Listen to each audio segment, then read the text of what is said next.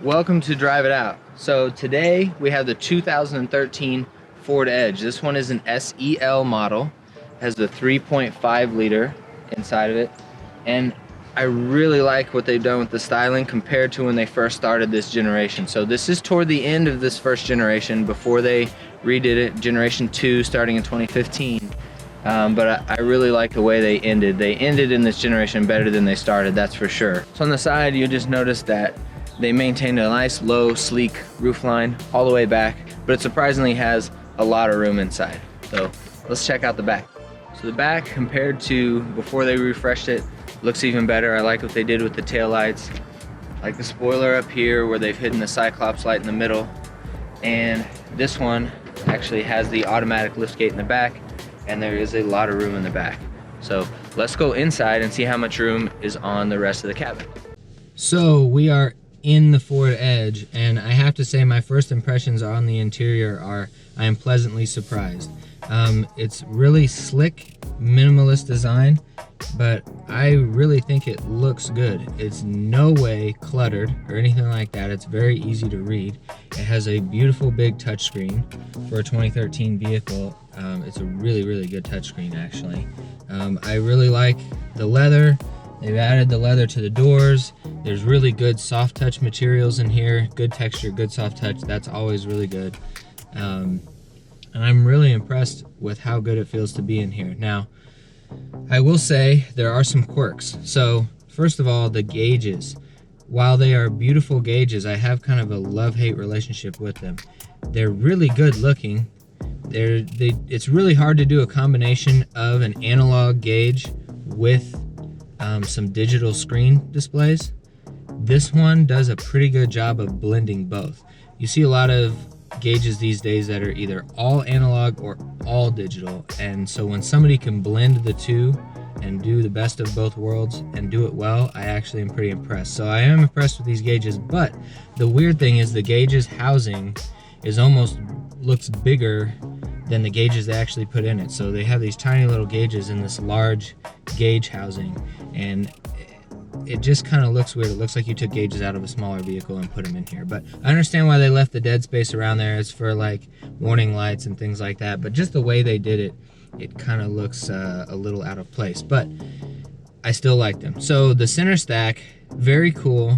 But I think they learned something from, I don't know, if you're familiar with the Cadillac CUE system, that system is talked about a lot because it works really, really well, but it's not ergonomically easy to use because the entire Cadillac CUE system is flat and it's all haptic feedback. So you have to reach over, physically look where you're putting your finger every time and touch all your buttons. This is kind of like a step above that. So you have a nice touchscreen, and then you have a bunch of buttons underneath it to control things like your climate in here and all of that. And there's no haptic feedback. There is a noise when you push a button, and that helps you know that you're actually hitting what you're hitting. But they actually do have some kind of faux buttons here, so you can reach down, and that's good. And here's why it's better than, for instance, the Cadillac CUE system. You can reach over without taking your eyes off the road and touch a button because you can feel where it's at. So that at least is good. But especially if you turn off that sound for that button, it's really hard to tell if you're actually getting anything done. So I would actually like to have a button that you can feel be pushed in and out, you know when you're doing something.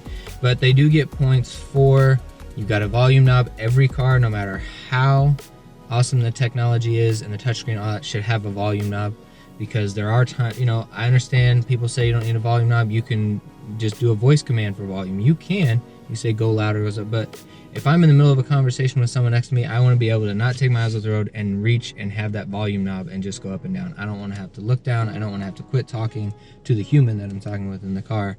Everyone should have a volume knob, and this one does. It maintains that. A lot of cars have lost that.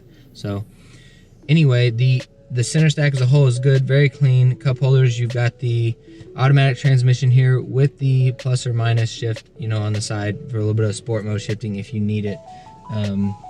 But other than that, it's really good. Good steering wheel controls, all of that. I really enjoy the panoramic sunroof. It really opens things up in here on a day when maybe it's too cold outside and you just have the glass. That still is really cool. But if it's nice outside, you can fold that back and it feels really good. It gets the airflow in here really nice. So really roomy, and I'm just really pleasantly surprised with this interior. And this is a high trim level. It is an SEL, so I really like it. They did a really good job. So let's take this for a drive and see how it goes. This has a 3.5 liter engine in it, 285 horsepower, and let's go see how it puts the power to the ground.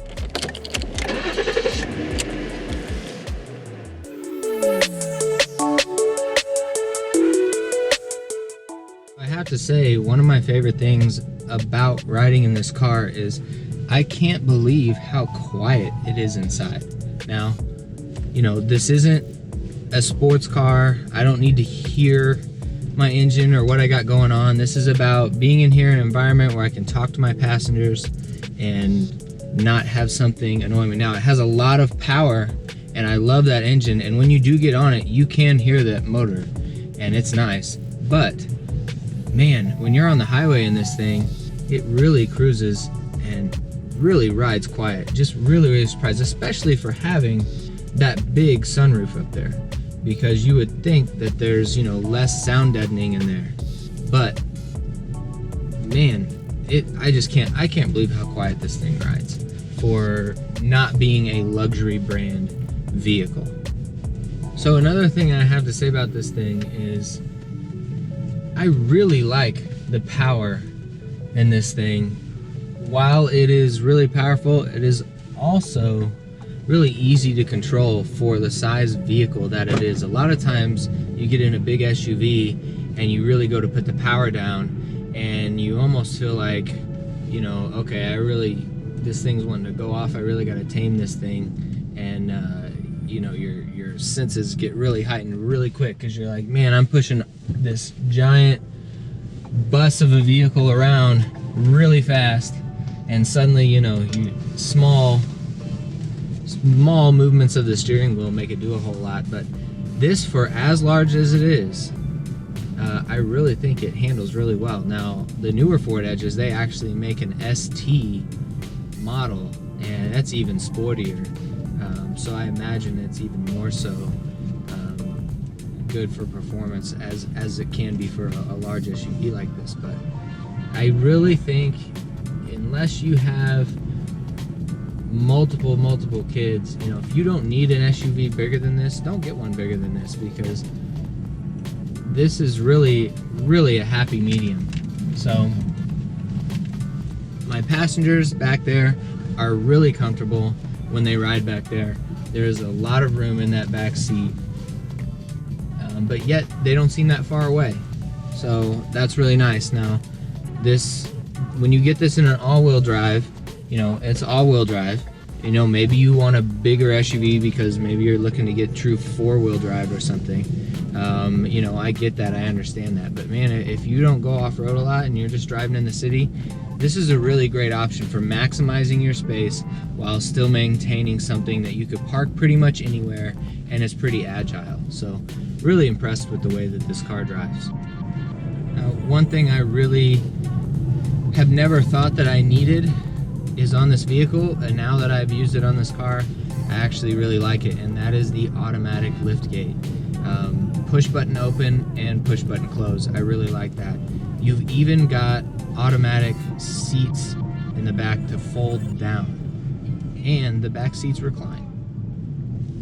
Now, this thing really has good power. You know, I love it when a lot of cars can be geared in a way where they're peppy around town, but it's really nice when you can get on the highway and still have some passing power, and this definitely achieves this. So 285 horsepower, 3.5 liter. They even offer a 3.7 liter in these, and just really good power. This car carries its weight well. So one of the things to think about when purchasing this vehicle is, if you are looking for a good used SUV, this is great in a lot of ways, but something you will have to think about is these 3.5 liter and 3.7 liter Durtech engines, they have something that some people would consider a design flaw, and that is the water pumps are actually on the inside of the block on these motors. They are driven by the timing chain. So what's tending to happen is the water pumps are failing before they should, and coolant is getting into the oil pan, and your engine is toast in a matter of minutes, sometimes even less than a minute. So the problem is that Ford designed these engines with the water pump inside and designed them in a way where they were supposed to go 150,000 miles without having any issues. And that is when it's suggested that you take everything apart and replace that water pump inside. But the problem is that the water pumps aren't making it that long, and there's all kinds of reports of the water pumps failing before 100,000 miles. And when it happens, people will be driving down the road and a leak happens and you don't have any warning. The engine, just everything shuts down, and you get it towed and you realize you need an entirely new engine. So that is not good. So there's actually a class action lawsuit out about that. Ford is now recommending that you do preventative maintenance and change your water pump before, I believe it's 70 or 80,000 miles, somewhere in there, as a preventative measure. The problem is with it being internal, that the service can cost you almost $2,000 to do. And that's a tough pill to swallow for some preventative maintenance. So, but if you do that, or if you're looking for one of these used and that water pump service has been done, I really think it's a great buy, and I highly recommend purchasing this SUV if you can deal with that water pump issue. So now some people drive them and they're way above 100,000 miles and they've never had a problem, but it's really not worth taking too much of a risk. So if you buy one, it has under 100,000 miles, the service has never been done, I would really think about that when you purchase this vehicle. You're probably going to want to do that water pump service and get that taken care of so that you don't have to worry about it. To sum things up on this Ford Edge, really like the styling. You get a lot for your money with this car. Good tech inside. This is a high trim level, so you get awesome things like blind spot monitoring.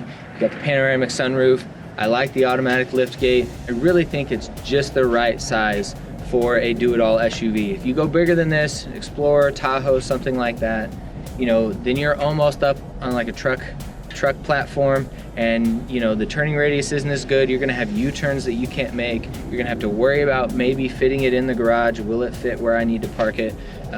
Things like that. It's just a little bit more of a task to take it places. But this is the perfect size. It's about as big as you can get and still not have to worry about any of those things. You can really take it anywhere, park it anywhere, turn it anywhere. Really, really like the Ford Edge. They've really maximized the amount of size. The size of the interior is really, really good. Passengers in all 4 seats are very comfortable. Actually, well, 5 seats, there's 5 in there. But if you can deal with the possible water pump service that you would have to do on this motor, I really think it's highly worth it. If you're okay with doing that for preventative maintenance, it's a really good buy. These are really affordable, good used SUV, good power, decent driving dynamics, and lots of room. It's going to meet a lot of your needs. So anyway, thank you for watching this car review. This has been Drive It Out. Please don't forget to subscribe, and I will see you in future car review videos.